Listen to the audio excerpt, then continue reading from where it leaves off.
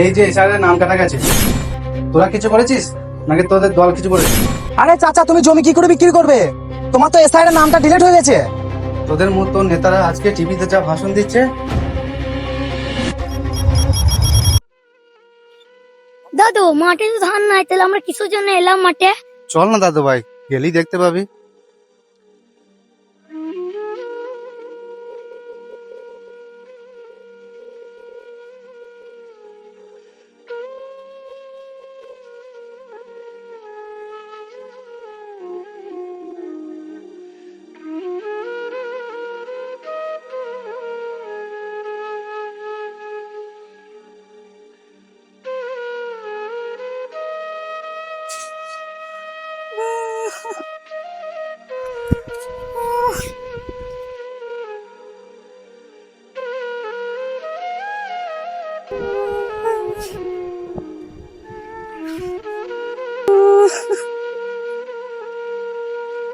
দাদু, এখানে বসো। দাদু, তোমার কি হয়েছে? দাদু ভাই, তুই অনেক ছোট মানুষ, তুই কিছু বুঝবি না রে। চাচা যে আমাকে ডাকলো জমি বিক্রি করব বলে, তো চাচা ওখানে বসে আছে মনে হচ্ছে। চাচাই তো, চাচার কিছু হলো নাকি? ওইভাবে কেন বসে আছে ওখানে? চাচা, ও চাচা, আমাকে ডেকে পাঠিয়ে ওই রকম করে মন খারাপ করে বসে কেন? কি হয়েছে? ভাই বাবাই, বস বস। চাচা, তুমি বলছিলে যে জমি বিক্রি করব, তা কোন জমিটা? এই তো বাপ, এই 17 কাঠা জমিটা। চাচা, কি এমন হলো তোমার যে তুমি এই জমিটা বিক্রি করে দেবে? আমি দেখে এসেছি ছোট থেকে এত অভাব গেছে তোমার, তুমি একটা জিনিস পর্যন্ত বিক্রি করে নিজের কোনো কাজ মেটাওনি। কি এমন অসুবিধা হয়েছে তোমার যে তোমার এই যত্ন করে রাখা, আঁকড়ে ধরে রাখা এই 17 কাঠা জমিটা তুমি আজকে বিক্রি করার জন্য আমাকে ডেকে পাঠিয়েছো? কি আর বলবো বাপ, এই নাতিটার শরীর খারাপ, একটা বড় অপারেশন করাতে হবে, অনেক টাকা খরচা। কেঁদো না চাচা, কেঁদো না। আমি দেখছি কতদূর কি করতে পারি। কান্নার কিছু নেই। কি হবে না হবে সব উপরওয়ালা উপর থেকে লিখে দেয়। কান্না করো না, কান্নার কিছু নেই চাচা। ও পাগল মন, মন রে, মনে কেন এত কথা বলে? আরে জব্বার ভাই মনে হচ্ছে। এখানে কি করছে জব্বার ভাই? কই দেখি তো। আরে জব্বার ভাই, এখানে কি করছে গো? এই একটু চাচার কাছে এলাম রে। এই চাচা একটু অসুবিধার মধ্যে পড়ে গেছে বুঝলি, তাই চাচার এখানে একটা 17 কাঠা জমি আছে, বিক্রি করবে, তাই কথা বলতে এলাম। আচ্ছা আচ্ছা। আরে চাচা, তুমি জমি কি করে বিক্রি করবে? তোমার তো এসআই এর নামটা ডিলিট হয়ে গেছে। তাহলে আমার কি হবে বাবা এখন? আমার যে টাকাটার খুব প্রয়োজন ছিল। চাচা, অত চিন্তা করো না। তোমার যদি অতই টাকার দরকার, তাহলে তুমি জমিটা ব্যাংকে বাঁধা দাও গা, দিয়ে একটা লোন নিয়ে নাও গা। বাপ, তুই তো শিক্ষিত ছেলে, পারলে আমাকে একটু সাহায্য করিস। হ্যাঁ হ্যাঁ চাচা, ওসব দিকে কিছু চিন্তা করতে হবে না, আমি তোমাকে সাহায্য করব। ভাই দাদু ভাই, চল বাড়ি চল। চলো চলো চলো তাহলে চাচা, বাড়ি যাই।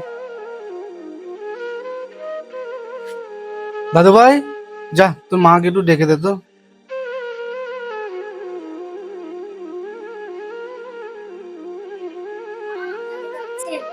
চল দেখি।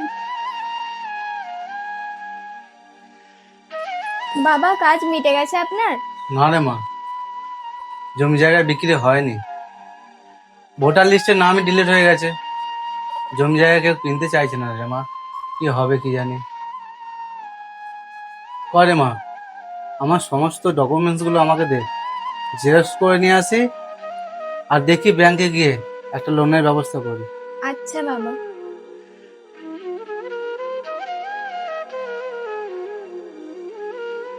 বাবা, এই নিন।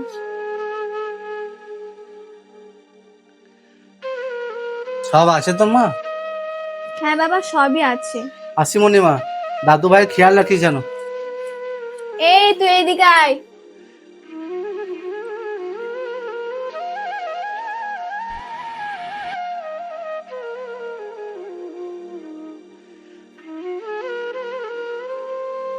ভাইপো, হ্যাঁ কাকা। এই জেরক্স করে একটু করে দাও তো। সবকটা কাকা? হ্যাঁ হ্যাঁ। কি ব্যাপারে, জমি দলিল এগুলো কি করবে কাকা? ব্যাংকে একটা লোন নেবো, ওই জন্য জেরক্স করা তোমার কাছে করতে এসেছি ভাইপো। আচ্ছা ঠিক আছে।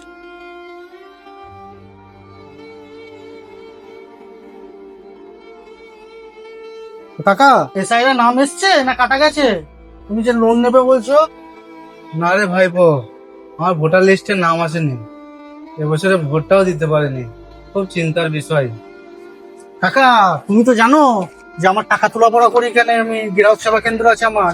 তো কালকে আমাদের আরবিআই থেকে মেসেজ এসছে যে যাদের এসআইআর এর নাম বাদ গেছে, ভোটার লিস্টে নাম নেই, তাদেরকে লোন দেওয়া হবে না। হ্যাঁ ভাইপো, তুই আমাকে এটা কি শোনালি? হ্যাঁ কাকা, এরকমই খবর এসছে, কি করবো বলো। তো তুমি ডকুমেন্ট গুলো বাড়ি নিয়ে যাও। নাও কাকা।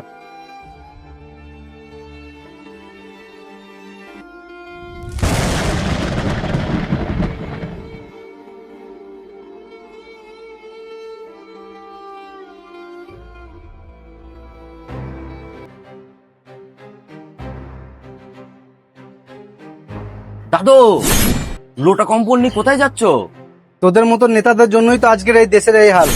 কেন দাদু, কি হয়েছে তোমার? কি সমস্যা? এই যে এসআইআর নাম কাটা গেছে, তোরা কিছু করেছিস নাকি তোদের দল কিছু করেছে? তোদের মতো নেতারা আজকে টিভিতে যা ভাষণ দিচ্ছে, এই আমাদের মতো এসআইআর নাম কাটা মানুষদের মরা ছাড়া আর উপায় নেই। মাননীয় স্যার, ভোটার লিস্ট থেকে আমাদের নাম বাদ যাওয়ায় আমরা অনেক সমস্যার সম্মুখীন হচ্ছি। আমরা গরিব সাধারণ মানুষ, তাই দয়া করে আমাদের ডকুমেন্টগুলো সঠিকভাবে পুনর্বিবেচনা করে এবং সঠিকভাবে যাচাই করে আমাদের নামগুলো পুনরায় ভোটার লিস্টে ফিরিয়ে দেওয়ার আবেদন রাখছি। ভোটার পরিচয় শুধু একটা কার্ড নয়, এটা আমাদের অধিকার ও ভবিষ্যতের ভরসা।